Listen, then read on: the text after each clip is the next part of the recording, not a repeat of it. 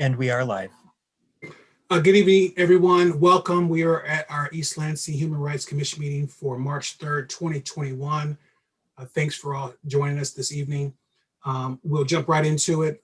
We are going to acknowledge the city of East Lansing occupies the ancestral, traditional, and contemporary lands of the Ashenabeg, Three Fires Confederacy of Ojibwe, Odawa, and Potawatomi people's land ceded in the 1819 Treaty of Saginaw. With that being said, we will roll into item 1.1 and do roll call. Great, thanks. Pat Cannon? Chuck Grigsby? Chuck Grigsby attending virtually, East Lansing, Michigan, Ingham County, present. Karen Honey? Present, attending virtually from East Lansing, Ingham County, Michigan. Carla McWhirter? Present, attending virtually from East Lansing, Ingham County, Michigan. Liz Miller? Present in East Lansing, Ingham County, Michigan. Crystal Davis Dunn? Present, East Lansing, Michigan, Ingham County, Michigan. Catherine Mifiota Slavinsky? Present from São Paulo, Brazil. Oh, nice. Ouch. We're all jealous. Yes. Dustin Sardar? Present, East Lansing, Michigan.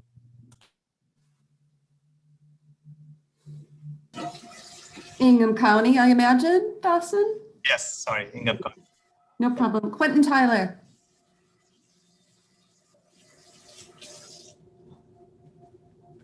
Okay.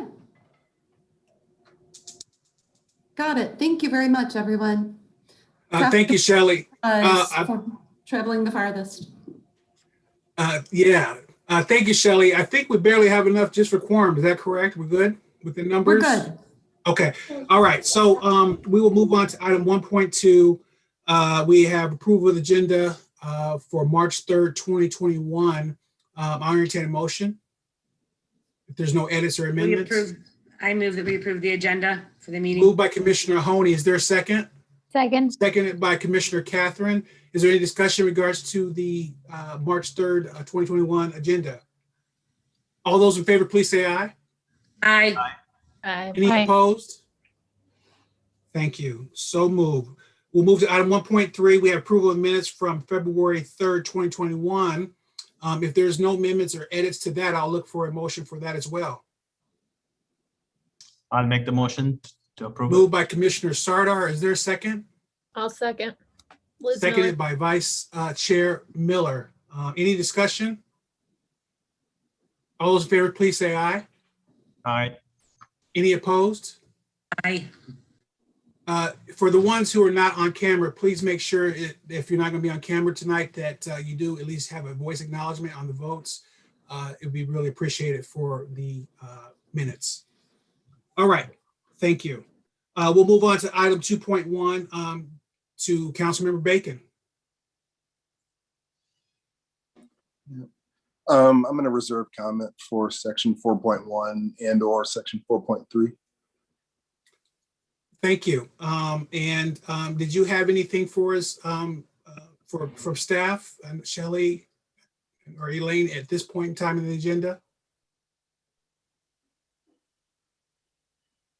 Elaine? Well, I just wanted to let people know that if they did not have an opportunity to view the One Book, One Community event that happened last night with Professor Loretta Ross, that event in its entirety is going to be on, or should be on, the Facebook page of onebook.com. And so if you want to have an opportunity to look at that conversation in her presentation last night, you were able to find it. And I'm sorry, you can find information at onebook.com and also view the program on Facebook. Thank you, Elaine. Did you have anything for us, Shelley? I just wanted to say one thing. Our own Elaine Hardy has been chosen as the winner of this year's Athena Award. as awarded from the chamber. So that award will be given on Thursday, I believe it's March 25th. Yes, excellent. And it will be broadcast on TV at 7 p.m. So you're invited to watch that. Is it LNS or ILX? The press release is out there. Check our city's website, definitely, and check out Elaine getting her award. Much deserved. Congratulations to her. Congratulations, Elaine. That's very exciting. Congratulations. Congratulations, well deserved. So I want to acknowledge Commissioner Cannon in attendance tonight and let him be able to weigh in on his presence. You're muted, Commissioner. Yeah, Pat, could you indicate where you're attending from this evening?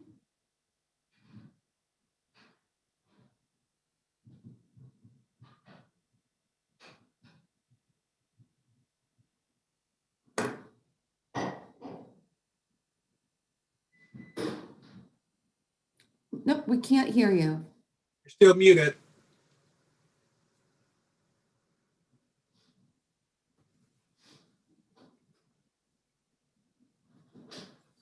Still muted. Justin, is it Alt to unsilence is Control? It's Alt A. There he is. There he is. There I am. Excellent. Good Hi, evening. Pat. Hi, I apologize for being late. I had some car trouble, but I'm here. And I'm here in East Lansing, Michigan, Ingham County. Pleased to be here. Thank you. Thank you, Commissioner Cannon, for joining us. All right, we'll go ahead and move on. Do we have anyone on the line by chance, Justin? Yes, there are currently 2 people on the line. Okay, we'll move to item 3.1, pursuant to MCL 15263 subsection 1, limiting public comment to 5 minutes per individual for tonight's electronic meeting. Is there a motion for that tonight? So move, Pat. Moved by Commissioner Cannon. Is there a second? Second by Commissioner Seconded by McWhorter. seconded by Commissioner McWhorter. Any discussion on 5 minute limit for a caller, each caller tonight? All those in favor, please say aye. Aye. Any Aye. opposed to the 5 minutes? All right, so move. We will be limiting public comment to 5 minutes tonight. And whenever you're ready, Justin, we are ready to go. Yep, perfect. I will just work through my way through the list, and I will give a 30-second warning before time expires. The first caller is phone number ending in 963. You may unmute and address the commission. Hi, this is Alice Trager. Congratulations to Elaine. I somehow had not gotten that press release, so that's exciting. I'm going to apologize in advance for what may come across as bitterness about what I'm about to say. I realize it is largely bitterness towards myself. I am ashamed of how little I have followed the money in East Lansing before the reawakening about racism in this country in the last year. I think that when we talk about systemic problems, it's sort of the case that sometimes we just say there are systemic problems and then we don't pay any more attention. And I've learned from my spouse, who's an administrator at MSU, that the real way you think about systemic problems is to follow the money.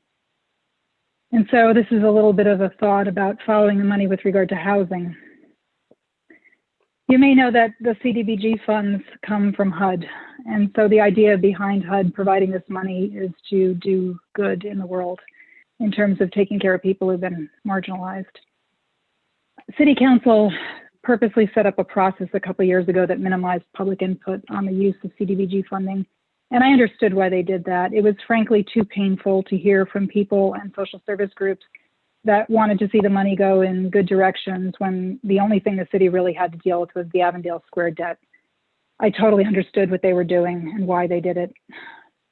Elliot Singer and I reported at Eli that Avondale Square did not turn out as it was originally conceived.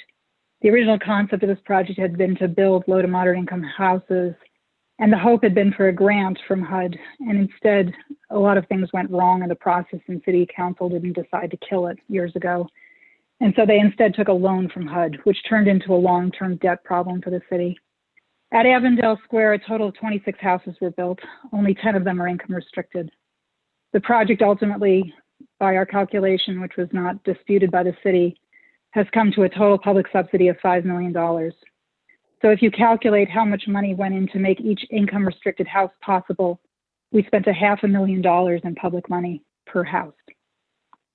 The houses that are not income restricted today, which were also essentially subsidized by public money, now sell for in the range of $350,000 and up.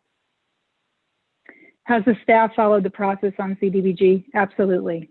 But it has not been a process designed to engage the public in any meaningful way.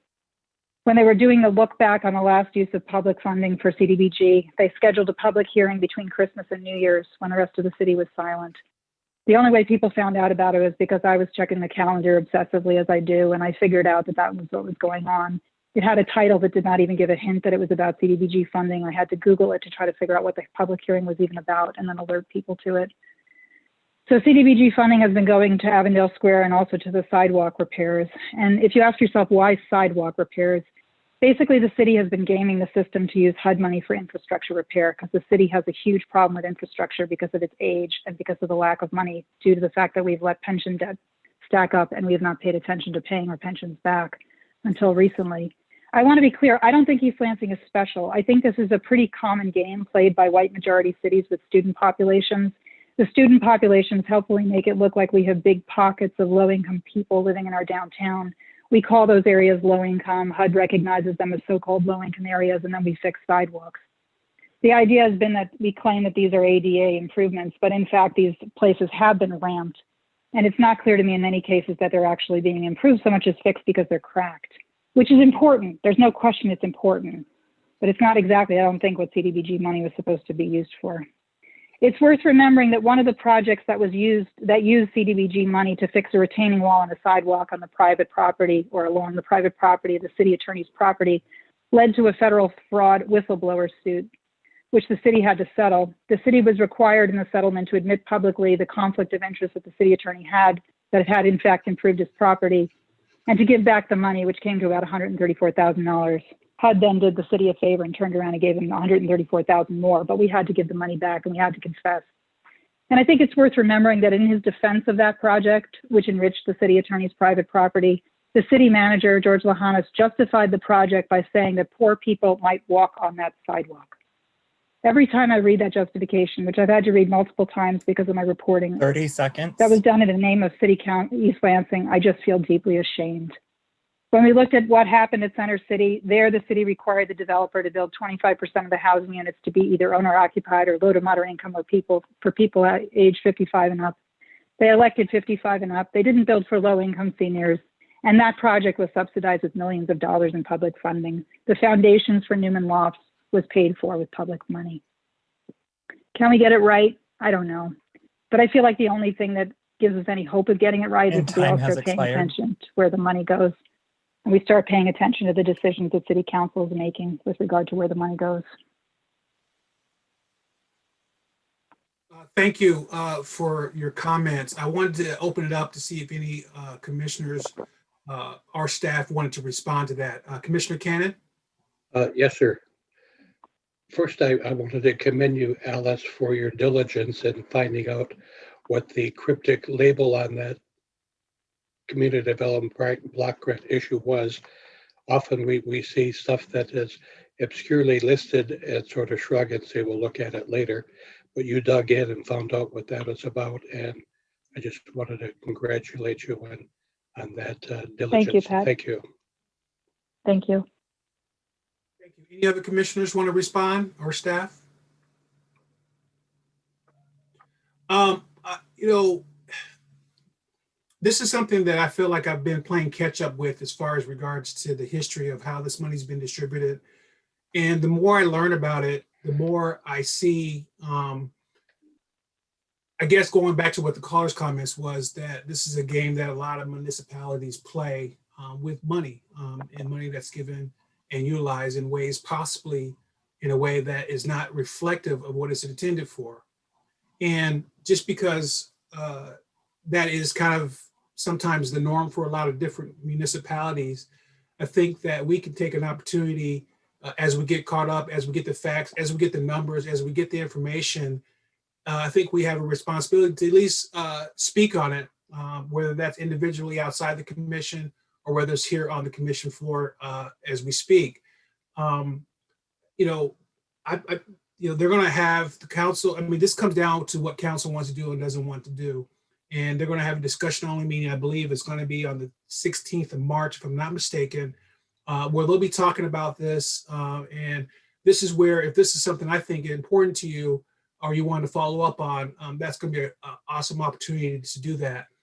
That's what I probably plan on doing as opposed to this format, because, you know, as I look at the way that this is set up and it ultimately being council's situation, I don't even know why we have it on our website in a way that how we can address this. At least at this point, I don't know. And I know I had asked about that before, why it has something that's supposed to be on our purview in regards to our focus.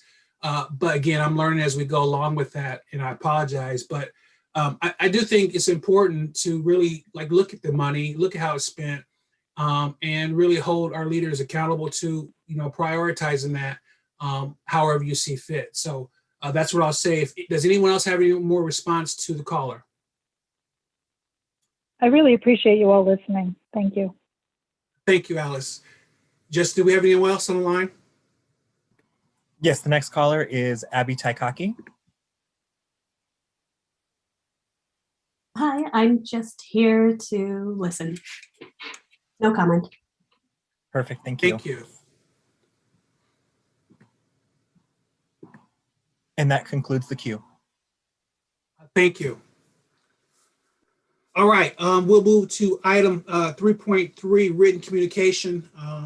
And, you know, I'll open that up. We do have a variety of information in there. Does any commissioners want to comment in regards to what we have for written communication?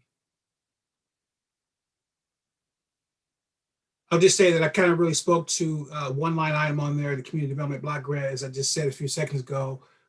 And I'll just leave it at that. And we'll move on if no one else has any more comments. All right, we'll move to item 4.1. Real quick, Chuck. Yes, Councilmember Bacon. Yep, perhaps kind of Shelley could probably clarify. Can you clarify the old system? I think, is the group not aware of how the community development block grants were done when HRC had preview and took presentations around that? Is this group not aware of that old system? Right. That hasn't happened in at least a couple of years. Okay. Right. It's been several years, Ron, and it's changed a number of times throughout the years. I know when you were on HRC, I believe, I know Liz participated in it. There were 2 members of the HRC that participated in a CD advisory committee, and it was comprised of commission members from various commissions and facilitated by city staff. And they would actually look through the applications for CDBG funds and spend a lot of time really going through those applications, talking to the applicants and making some recommendations, finalizing their recommendations before they went to council, saying this is where we believe the CDBG funds should be appropriated. I was thinking that's probably why it's still showing up under. Exactly. Exactly. Yeah. Councilmember Bacon, so that process, that when you were on the HRC previously, did you participate or some individuals participate in that function? I think I did it 4 times. Okay.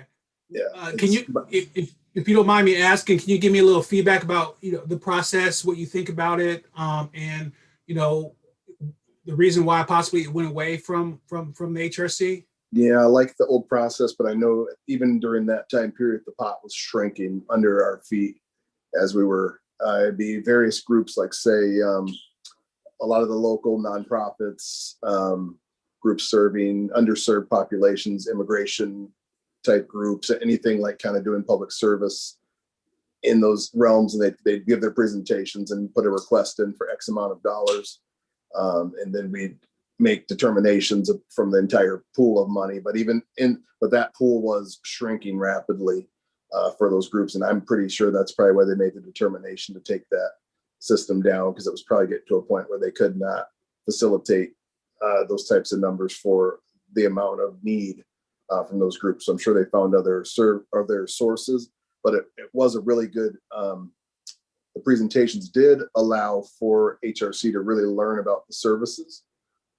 That's where I really learned a lot about places for battered women, immigrants, racial minorities, ethnic minorities, LGBTQ. That's pretty much where I got most of my background from people presenting in that setting. So it's a loss that HRC is not getting to see those groups present anymore, because it gave me a good sense of all the services available to the community. So that was more than the dollars. The dollar amounts to their budgets were minuscule, but it was good to make that connection. So I missed that process, and I think it would be really valuable for HRC to have those connections again. So it could be something we discuss in a different format of bringing those different service organizations back in and plugging them back into the HRC, because it was a real big advantage knowing where to send people for services. So. I appreciate that, Councilmember Bacon. I really do. And I know personally that I would love for us to kind of maybe get our hands back in on that action there. But, I'm not quite sure how it's set up now with the structures. And I mean, we're talking for almost $500,000 of money that, we could really advocate for some people here. I mean, especially now with how progressive with some of the different things we've done with resolutions, racism as a public health issue and things like that. It really feels like there's an opportunity to really, I don't know, maybe just relook at the way that is. And if other commissioners down the road are open to possibly doing that and getting on and creating a subcommittee and a recommendation crew to council, I know it's going to be a lot of work and a lot of time, especially with what we have going on, but it just seems like it may be important for us to kind of really consider that. Yes, Commissioner Catherine. I think there's a conversation I had with Shelley when I was first being onboarded onto the commission. So correct me if I'm wrong, Shelley, but I thought that there was a committee or some sort of group that oversaw the CDBG grant. Isn't there such a body that does that now within the city? So it was called the CG Advisory Committee. Okay. However, they've changed that process. It was combined commission or committee, as you want to call it. Say a couple HRC, someone from planning, someone from different areas, form into a small committee, and then they'd give their they would look through massive notebooks full of recommendations and things like that. Then they give their guidance or recommendation to council from that point. It's very tedious. It's a huge process. So what happened to that? So sorry, Councilmember Bacon, and no, you're up. Sorry.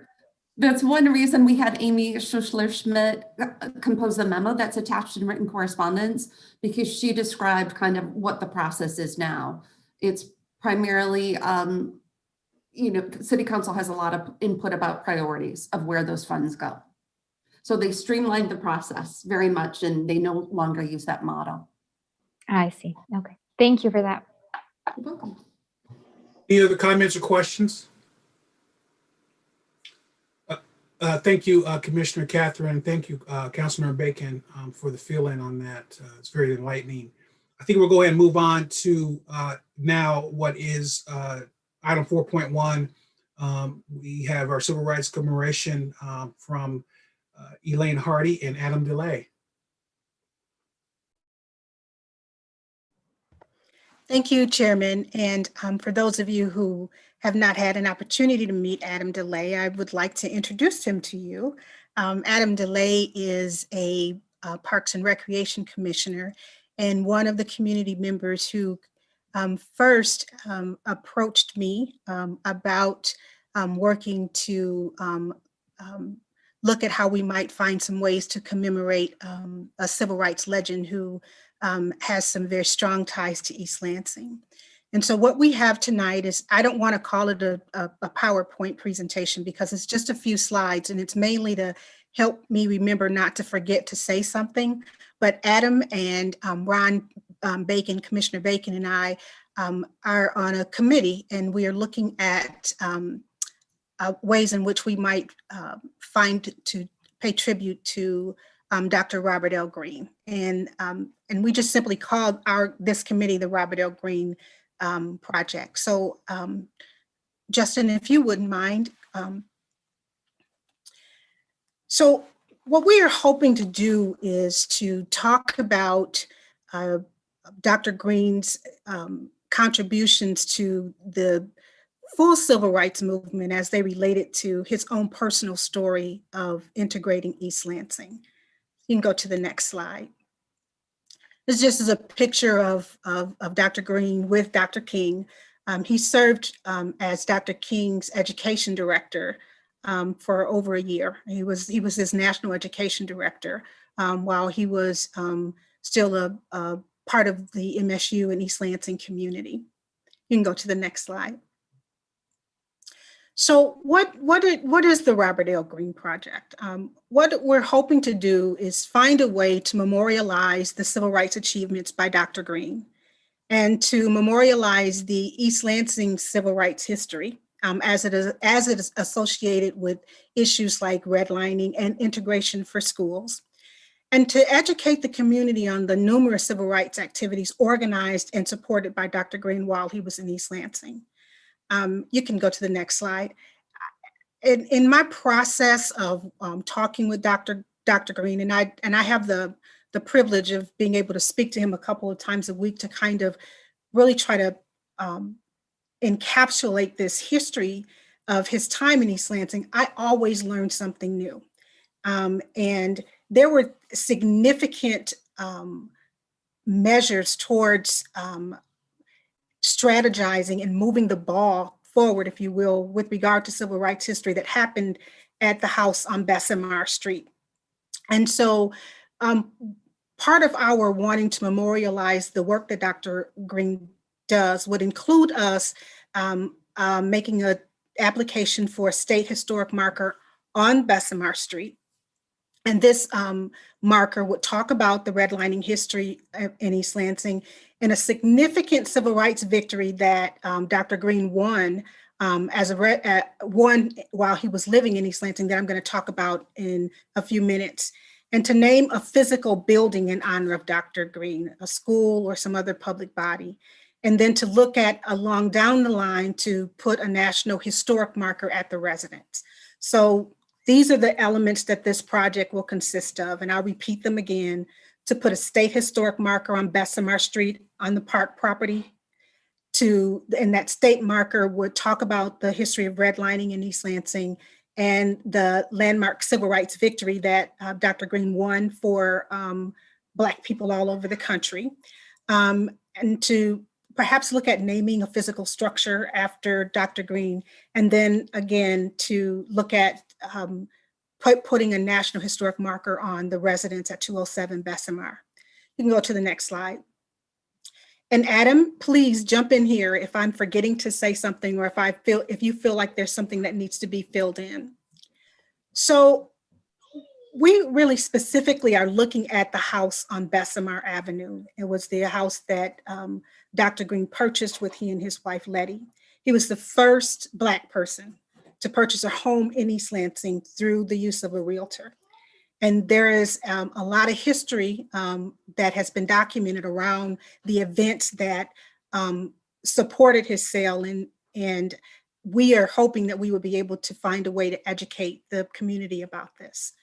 So the significant civil rights victory that I mentioned, and it just kind of crystallized for me today, in fact, when I was reading over some of the other work that he did. So President Kennedy in 1962 signed an executive order banning housing discrimination based on race. Robert Green was the first Black person in the United States to sue under this executive order and prevail. And it happened in East Lansing. And for me, I had to let that sit with me for a minute, because that is a significant civil rights milestone that happened here in our community. And I don't know that we have talked about it a lot because it's kind of buried in all of the other things that he's done. But that is very significant. And the fact that 207 Bessemer was kind of the war room for strategizing to make plans for civil rights activism on campus and in the city of East Lansing. As a matter of fact, when I spoke to Dr. Green earlier this week, he talked about having a marker for March 16th, 1964, with regard to this obscure group that they were referring to as the HRC, the Human Relations Commission. So it's just interesting things about the house on Bessemer Street that I'm finding more and more about as I talk to Dr. Green, but really the significance of that being the first purchase. You can go to the next slide. And so this committee, as I talked about, is kind of a small group of us right now. It's Mr. DeLay, Mr. Bacon, and myself. And our hope is that as we continue to learn more about the contributions of Dr. Green and learn more about the history of Bessemer Avenue, that we would have other individuals who might be willing to join us in our efforts. You can go to the next slide. Is that it? Yep, that's all the slides I had. Oh, no. Okay. Well, then I am done. I thought you had one more informational slide, but I might have. Maybe I thought I did, but you had a long one. yeah, it'll be fine. That'll be fine. And so what we are here today to do is to ask the HRC to support this initiative, to support the Robert L. Greene Project by way of resolution and letter of support, because we are going to continue to have conversations with the community around the work that we are interested in doing in providing the historical marker. And so we're just hoping that we might be able to get the HRC support as well. And I hope that you have questions, and I hope that Adam or Ron have other things that they would like to add. Councilmember Bacon, and then Commissioner Honey, if Mr. DeLay didn't have anything he wanted to add. You know, I just real quick, just to explain kind of maybe how I got involved in this. I actually live next door to the house. And so back when I first heard about this in August of last year, that the house was on Bessemer, I really hoped that it was mine, but I was just next door. And so, you know, it was an idea that kind of started kicking around in my head. And then I was appointed to the Parks and Recreation Advisory Commission. And then I spoke with Tim McCafferty over there, who linked me up with Elaine. And then we've kind of gotten the ball rolling. And just to let folks maybe in terms, and I don't want to get too much in the weeds, where we are at right now is we're working on the application process for the state marker with the State Historic Preservation Office. They had also indicated to us that they believed it would be a strong candidate for the National Register of Historic Places. That application process is a little bit more involved, which is why it's something we're looking at doing later.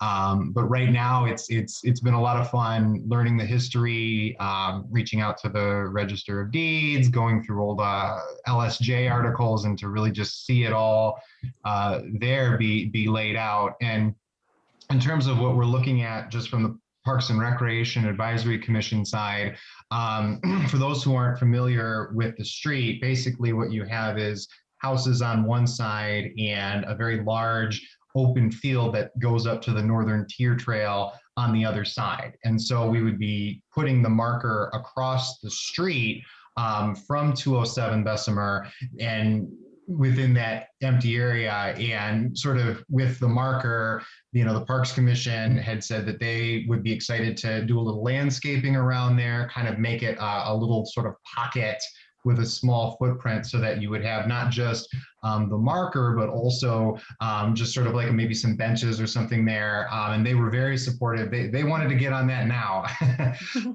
And it's a perfect location because of its proximity to the Northern Tier Trail. I can tell you we get plenty of walkers who come down the street. So I think that it would not only be a great marker, but it would be one that people would see and have the opportunity to read and learn the history on it. And so I think it provides an amazing opportunity to not just to recognize Dr. Greene, but also educate the community. And I'm very excited to be a part of it and all the enthusiasm that's come around it. Thank you, Mr. DeLay. Did you have something else to add, Elaine? Well, I just wanted to kind of talk about a timeline. So we are in the process right now, as Mr. DeLay indicated, of making that application to the state. And we are assuming that we're going to hear back favorably from them in June. And Mr. DeLay and Councilmember Bacon and I are also beginning our rounds, and we've started with you, to talk with our community about our hope and plans to move this project forward.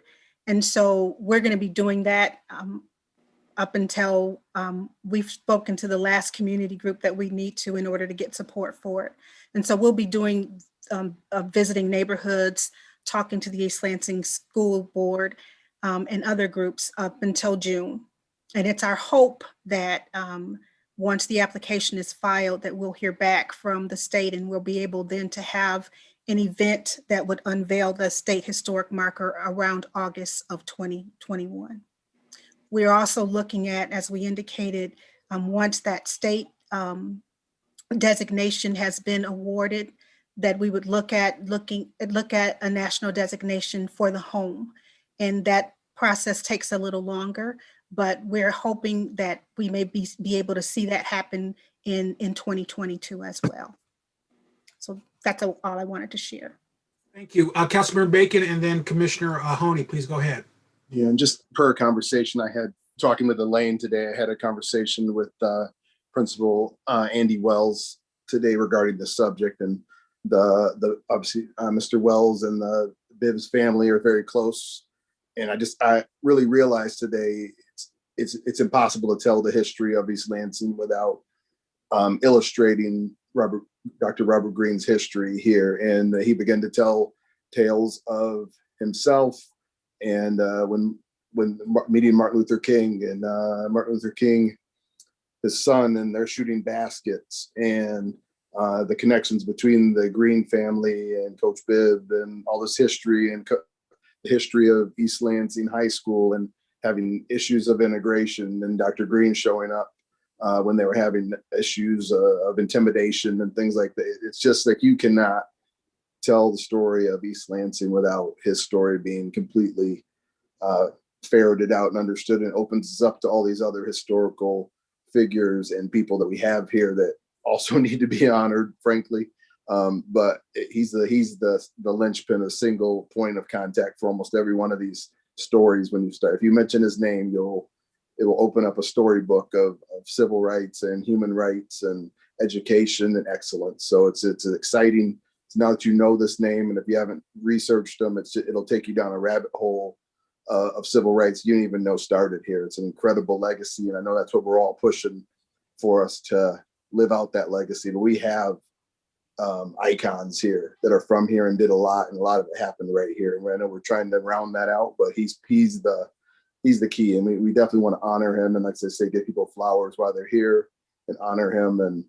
And I've been excited for many of the people who visited through the MLK Commission over the years. This has turned into my highest level of excitement I've ever had for any icon. It's growing in me, and I'm getting more and more excited to honor Dr. Greene. So the challenge is doing just one marker or just fitting it all on one, and we're going for the biggest one, double-sided, to get as much as we can. But I think that was part of the reason why, just real quick, sorry, the conversation that I had with the State Historic Preservation Office is they wanted to try and focus on, because we're putting it by the house, just the housing discrimination and the redlining piece of it.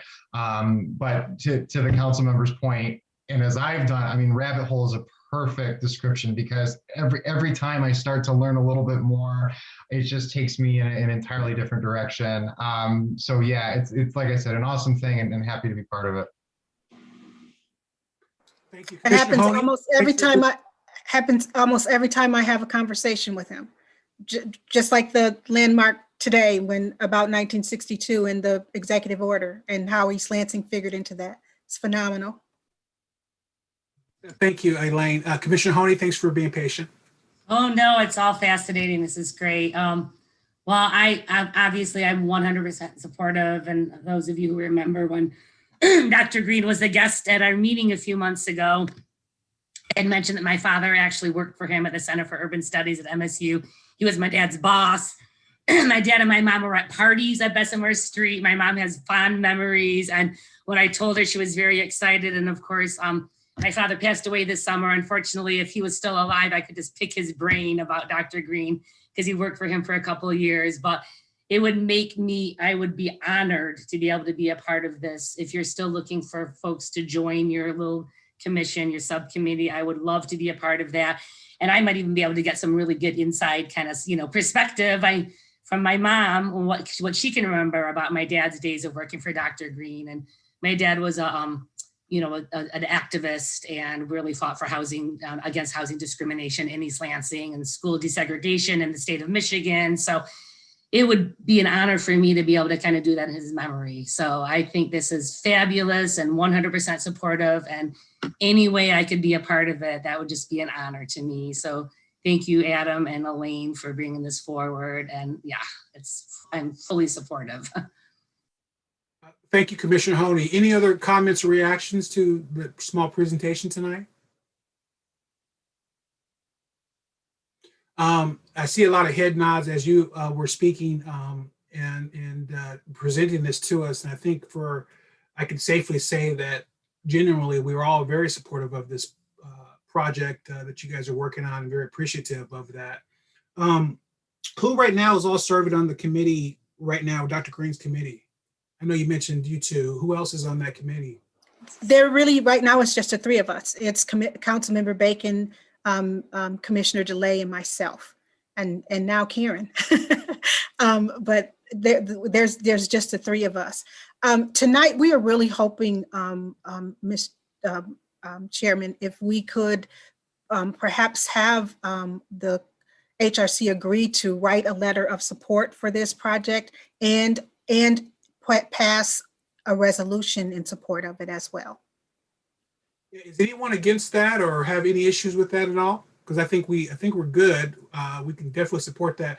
I think really, and I think I've mentioned this to you, Elaine, that it's really important that the community has take in on this and get them involved as early as possible. And I know you guys are planning on talking with community members and associations and things like that. As long as everyone feels the same way that we do, I think it's a beautiful thing to have acknowledgement. Dr. Green and his body of work, what we had here a few months ago, he's an amazing guy. So I can appreciate what Councilmember Bacon was talking about in regards to being very excited about this and being able to acknowledge him, especially as he said eloquently about the flowers are why people are here, and acknowledging that. And I think that would be a beautiful thing that does play itself out this summer. So that's what I'll say to that. And I guess I'll just safely say, okay, yes, Vice Chair Biller.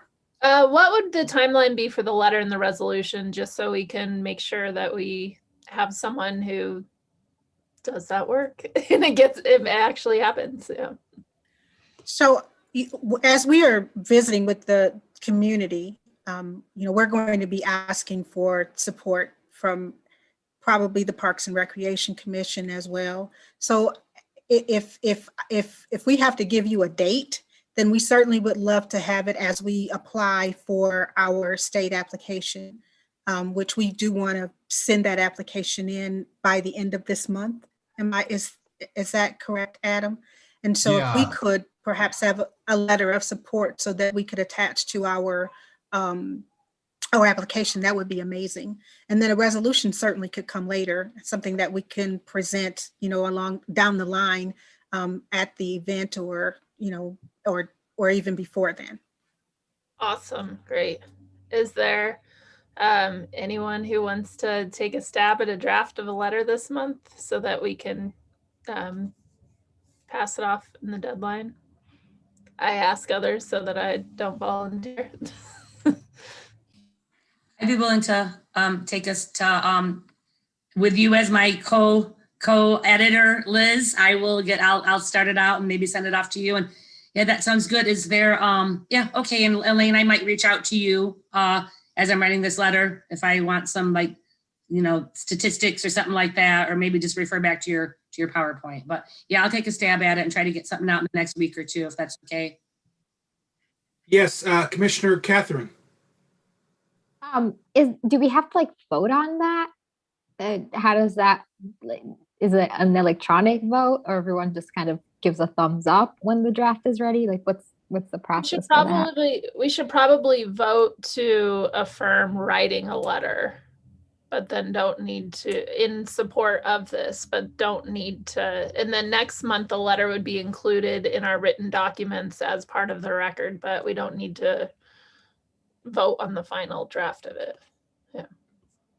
Good question. Yeah. Thank you, Vice Chair, and thank you, Commissioner Catherine. So if there's any more comments, we're open. If not, I'll entertain a motion in support of the Civil Rights Commemoration for Dr. Green and a letter of support going out. So moved. Moved by Commissioner Catherine. Is there a second? Second. Seconded by Commissioner McWhorter. Is there any more discussion in regards to this letter of support? All right, all those in favor, please say aye. Aye. Aye. Is there anyone opposed? All right, so moved. I just want to say thank you to Councilmember Bacon, and thank you to Elaine and Adam for your work and your attention to acknowledgement. It's a beautiful thing for us to be a part of this in a small way. Commissioner Honey is going to step up and outdo us all with her participation, and we appreciate that. And thank you for your presentation tonight. Thank you. Have a good evening. Unless you want to stay, Mr. DeLay, it's certainly up to you. So I'm just giving you an out. No, I do got to put my daughter to bed, so that's perfect timing. All right, we really appreciate your time tonight. Thank you so much. Thank you. Take care. All right. So we'll move on to item 4.2, coffee and conversation. Does that sound familiar to anyone? We were, doing our thing here last year. And then I'm not exactly sure when we started, but I think we were able to get, actually 8 or 9 events set up and planned and executed. Vice Chair Miller, do you want to lay that up for possibly the newer members and kind of explain how we came about and what that all meant, and if we want to lay that out for going forward as far as just the concept as a commission? Yep. Yeah. So this was a community outreach, a way of connecting with folks, constituents, and so we would once a month, usually on a Sunday afternoon, we sort of tried different times, and that ended up being usually the best. Would meet at a different East Lansing coffee shop and would host a different conversation theme. Usually each month was focused on one of the protected classes as the general theme. And so just an open time for people to come. A commissioner would be the host. So prepared to either talk about, what are the services for that protected class, or what are the issues in the community, or maybe have a guest with them. Oftentimes other commissioners would just show up and support and to participate in the conversation. I feel like maybe we had like 6, Karen, you might remember, or Pat, like 6 months, or Carla, like 6-7 months worth of them before things got shut down. Various success, anywhere from like 10 to 2 people. And even, I was at the one with the 2 people and me and Chuck, and it was still profoundly, it was moving just to sit with people. The people who showed up were passionate about the topic and had stories to share or questions to ask. And it was just a good way to connect with folks that's a little different than, coming to a city meeting. So, yeah. I agree, Liz, and it seemed like we were just kind of getting going. I mean, in terms of getting new ideas and kind of figuring out how to tweak it to make it more successful, and then COVID hit. So, but I think you're right. I would say maybe 6 or 7 we had. That's about right. We covered a little bit of territory. Mr. Chair, this is Pat. Yes, please go ahead, Commissioner.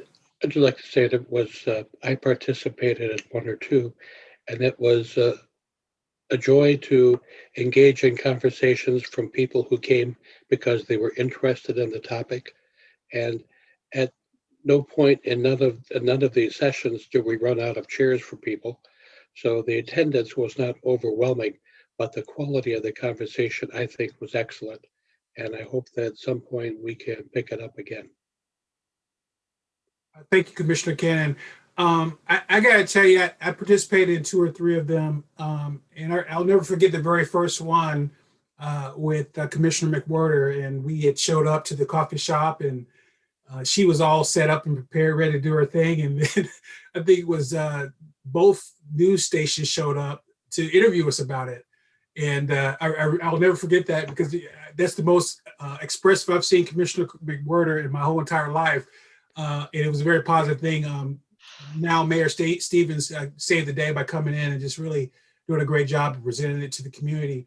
And for me, I just really appreciated the fact that we had an opportunity to talk to community members and get a feel for what's on their mind on the topics that we presented. And I feel like we can certainly be successful in doing that going forward. It's just a lot of unknowns in there. So I think Vice Chair Miller and I wanted to kind of get a feel for the room when it comes to looking at this down the road. We're not quite sure about what the next coming months are going to look like, but we wanted to lay the seed out, I think, to just kind of see what the energy is about that and kind of some of the different things that, we can kind of maybe start thinking outside the box going forward on topics and continuation of that.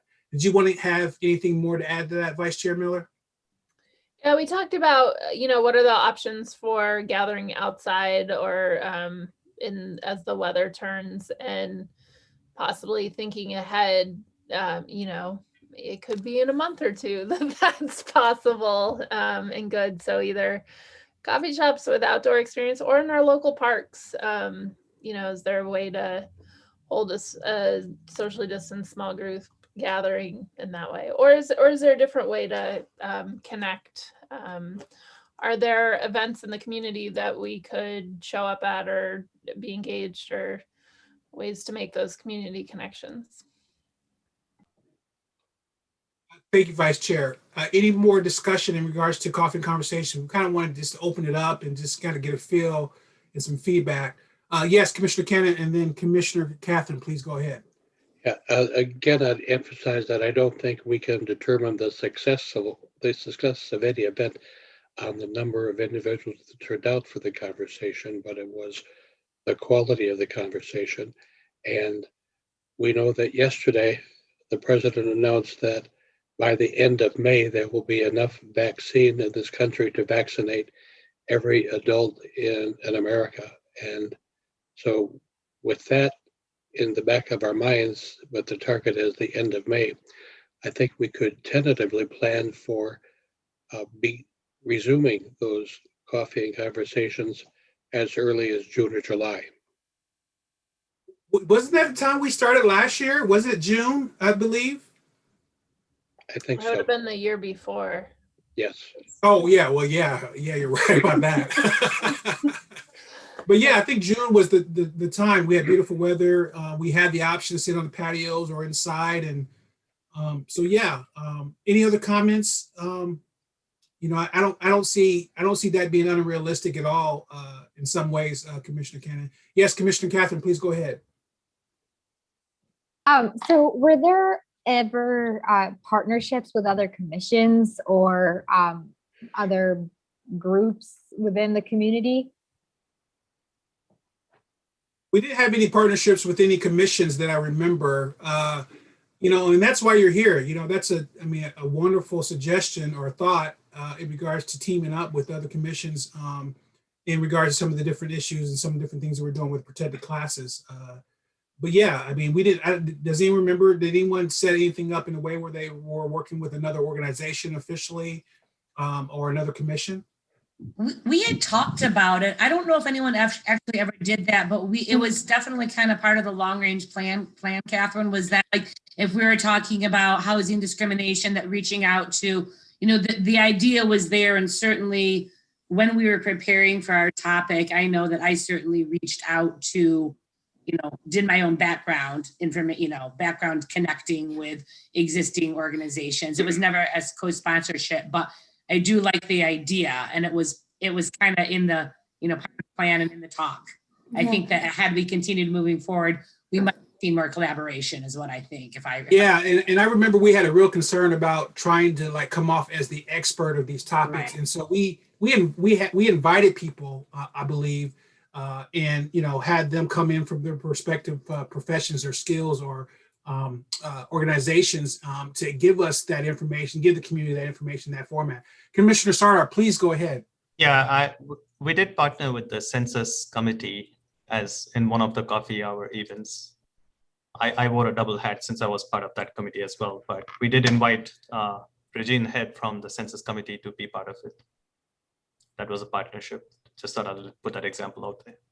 Absolutely. And then Commissioner McWhorter, you had invited someone from, I don't remember where she was from, but she was a housing person, and she was very helpful and breaking some things down that, I don't remember where she was from. Do you remember by chance where we got her from in that very first one? Oh, goodness. I'm trying to remember. So she just had randomly showed up, but ended up being a fantastic conversation. I feel like we learned so much from that. Oh gosh, it might come to me, but I can't think of the organization right now.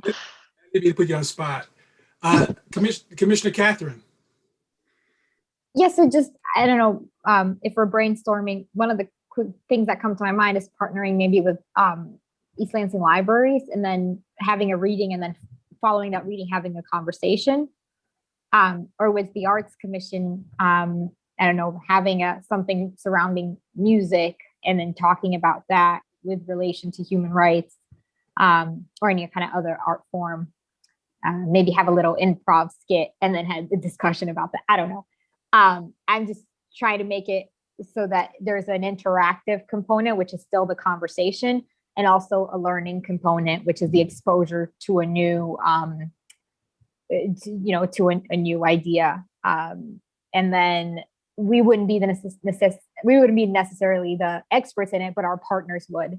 So they would bring the expertise, and we would be the facilitators of the discussion following that. Thank you, Commissioner Catherine. Did you want to weigh in, Elaine?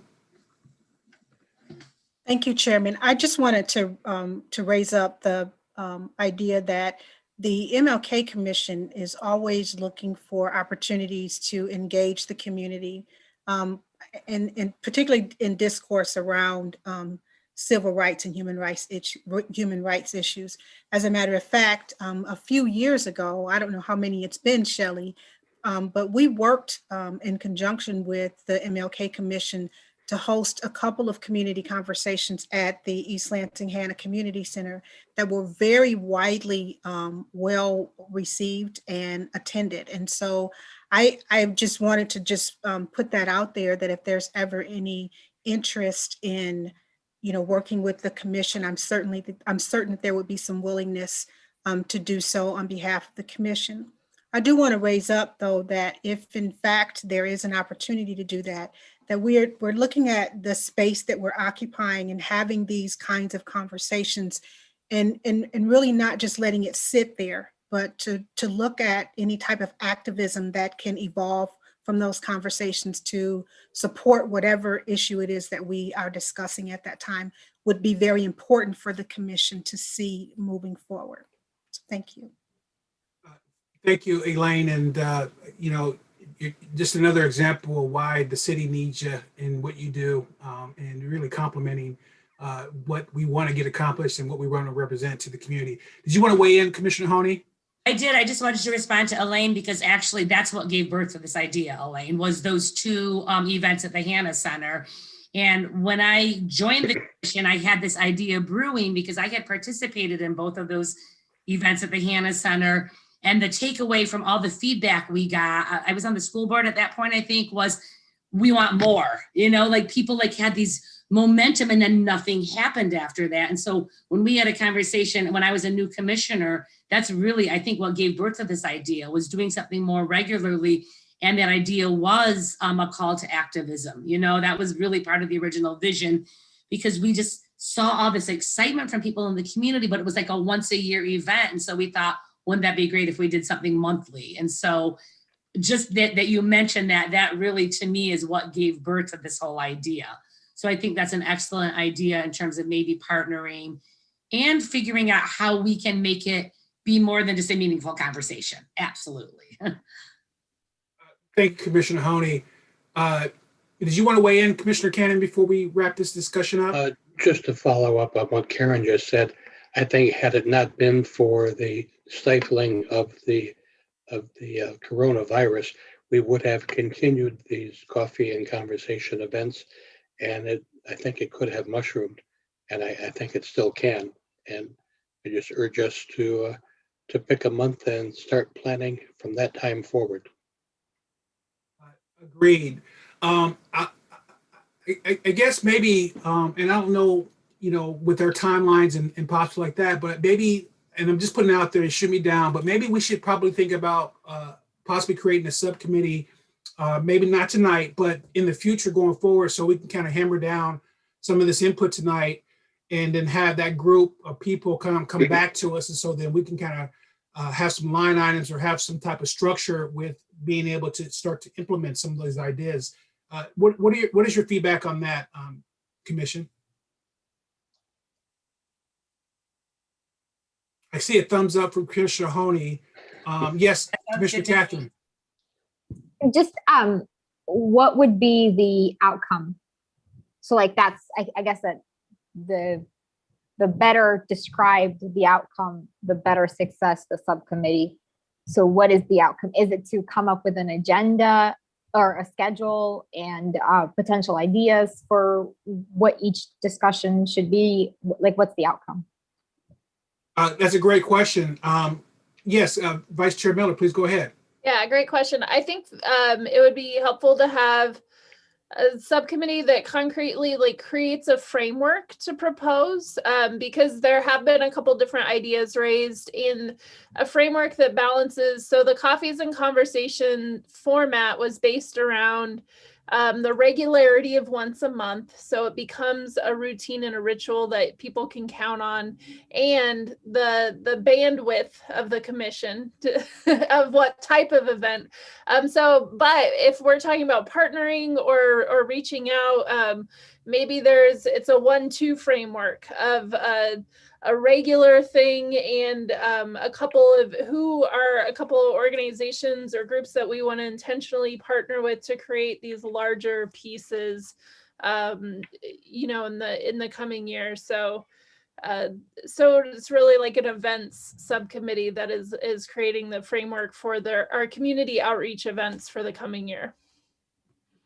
Thank you, Vice Chair. So not necessarily what those things are, but really just the structure of it is what we're talking about. Yes, Mrs. Neumann, please go ahead. Yeah, I think Commissioner Miller hit the nail on the head with that. It's a twofold approach. I would think would make a lot of sense.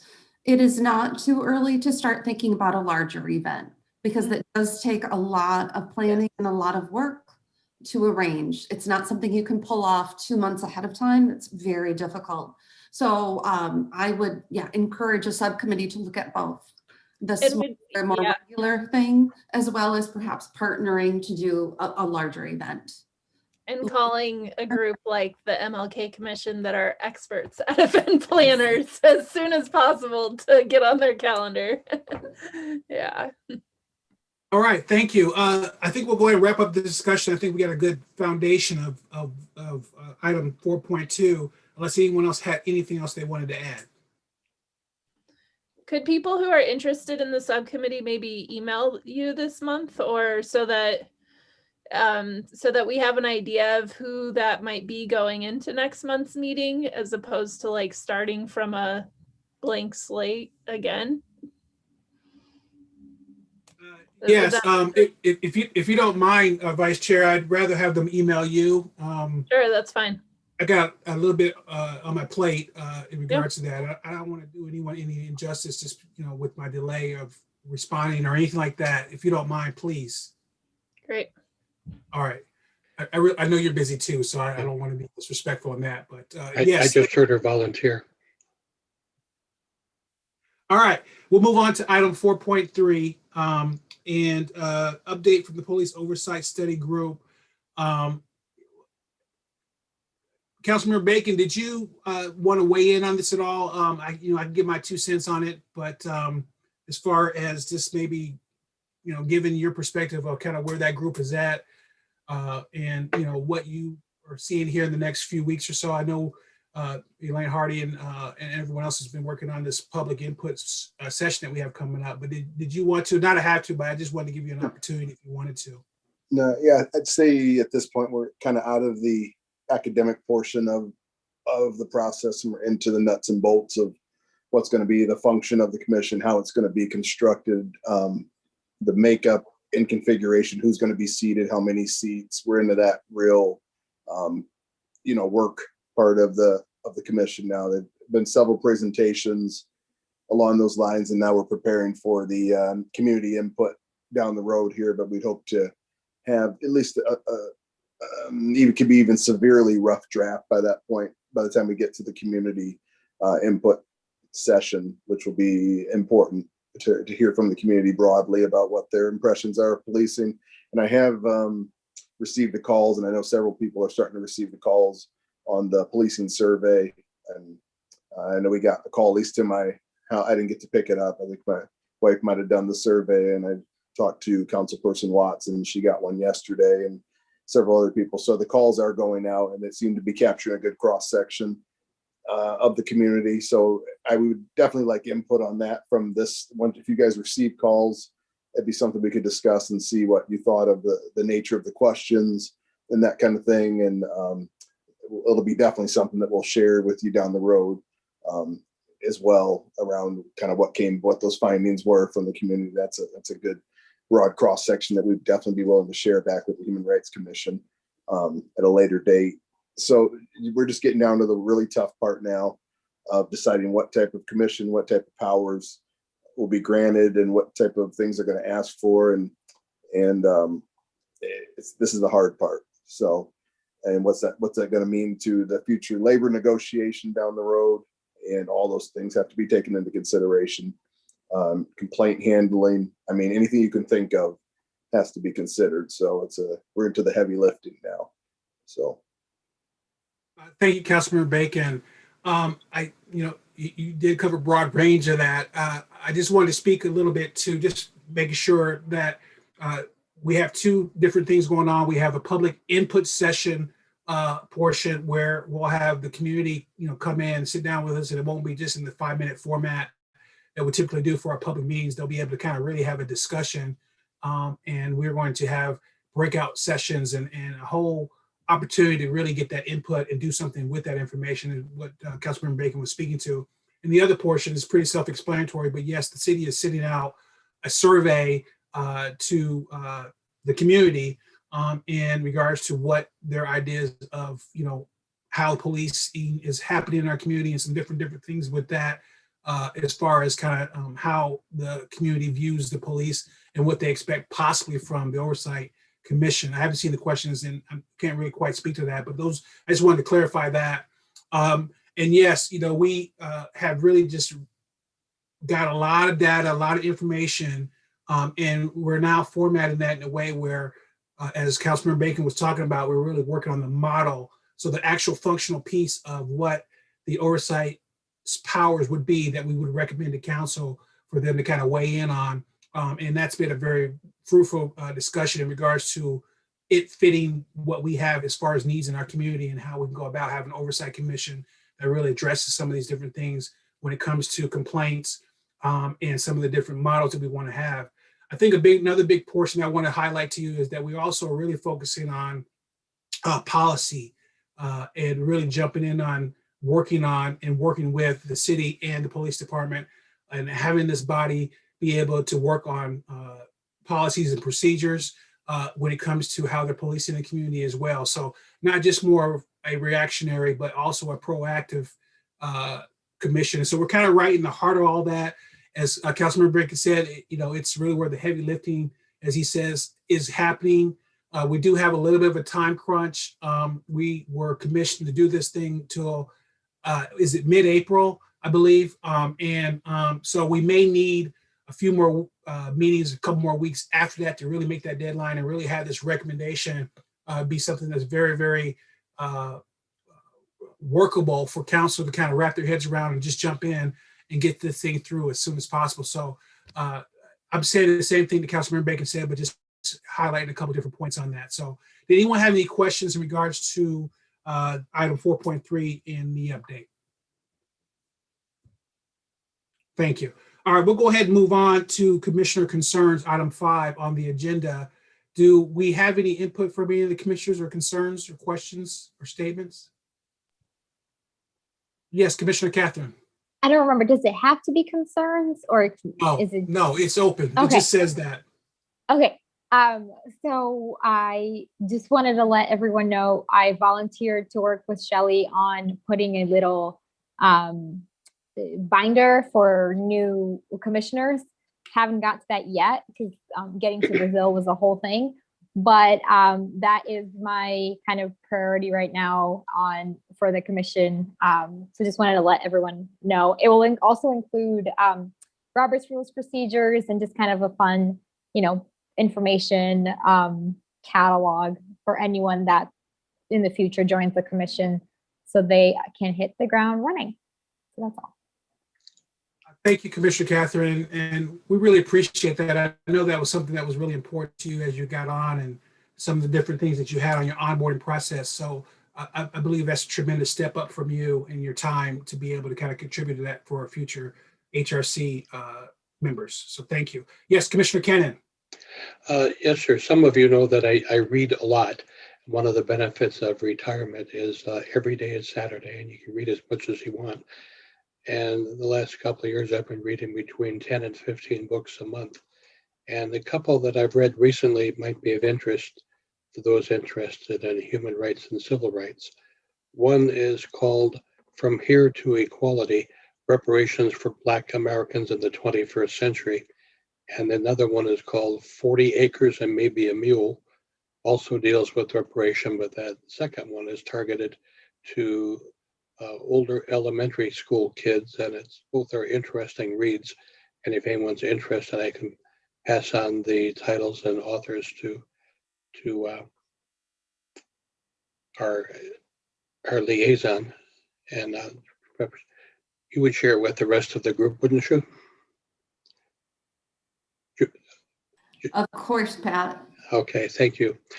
I've also read the autobiography of Malcolm X, which was very, very interesting, particularly how his life took a turn in his later years and how he became an advocate, etc. So that's another one I would recommend. And obviously that author would be Malcolm X. And on the subject of reparation, it is not beyond the realm of possibility that that could be a topic for a coffee and conversations group. I know some would consider it a big step. Pursuing reparation is a tall hill to climb, but before we ever achieve it, it's got to start that climb sooner or later, one place or another. So that's the end of my thoughts for the moment. Thank you, Commissioner Cannon. I really appreciate the resources and the reference. You have a lot to offer to this commission, so I always love when you weigh in and give us a little bit of knowledge. Any other commissioners have any comments or concerns? I just got one, and I know this has been kind of a very bright, lovely meeting, and we have a lot of positive things going on. But I really want to address, something that's very, very important to me, very important to a lot of people in the community.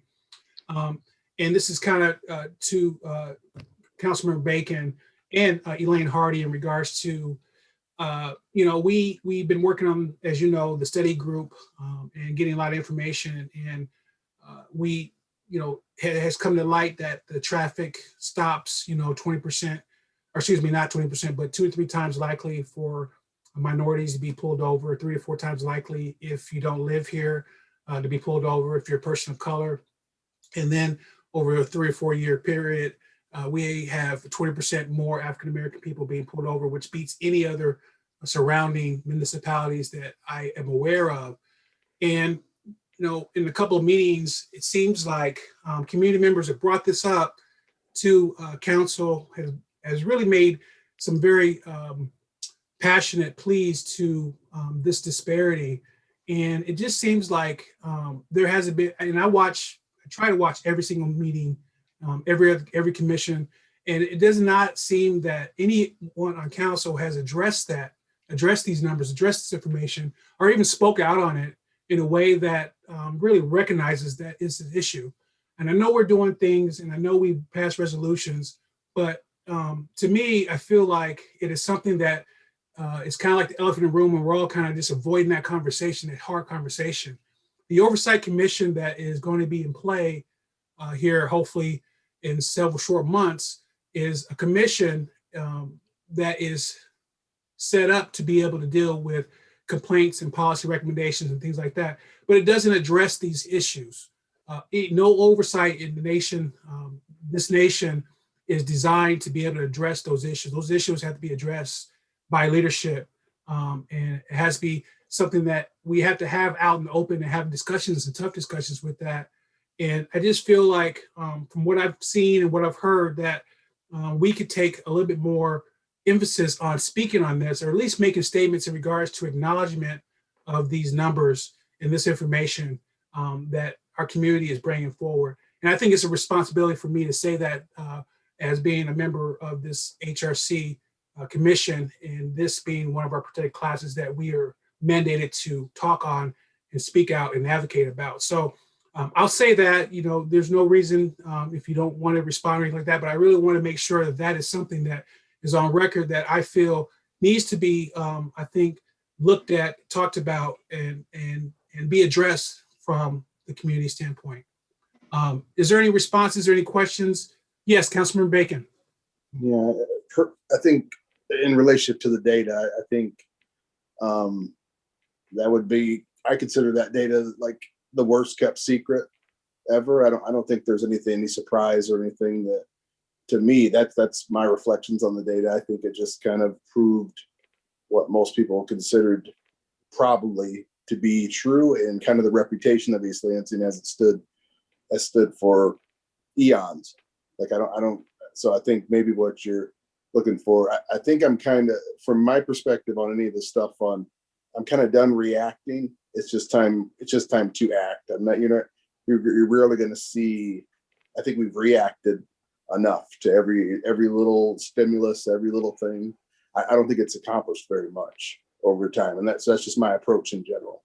I think that's a trap. And I'd rather act. And I think the stuff you guys have done around code and all those things, the things Elaine wants to do around cultural realignments, I think that's acting. I'd rather be proactive and act on it. I'm fatigued in general and kind of done reacting to stuff, because I think it's gotten us nowhere. So probably what you're perceiving is just, particularly from this council, I think you have a really engaged council. You're not going to see us react anymore. I think those days are over. I think a lot of that's a show, and people just and then nothing happens. I think we're in the business now of trying to make something happen. I think we're from kind of an analytics and working with the police. I think we've done more than most cities or most departments do in a lifetime, but now we're at the part where we have to change hearts and minds and do some really hard work. So I think it's a waste of energy, not to any disrespect anyone's feelings on the data, but I just want to see us act rather than react to every little thing, because we're going to see more if we continue to dig. There's no guarantee we're going to hit bottom here. If you're digging at something. So let's just focus, particularly this group. It's a really bright group, and I like this group. And just let's try to focus in on the problems and not react, because we're going to see more stuff. So that's my concern. I don't want to waste that energy anymore. I think it's happened too many times, and you get the banana in the tailpipe, and we get misdirection, and we start going all different ways. It's just hone in. We know what the problem is. I don't need one more piece of data to confirm it or deny it. So I'm just ready to move, to the next era. And like we said around the Robert Greene thing, I just want us to live up to our heritage as a really a mecca for civil rights. I just want these things to come into some confluence, you know, to where it's true for everybody. So that's probably what you're seeing. You will not see our council react or overreact to any of this stuff anymore.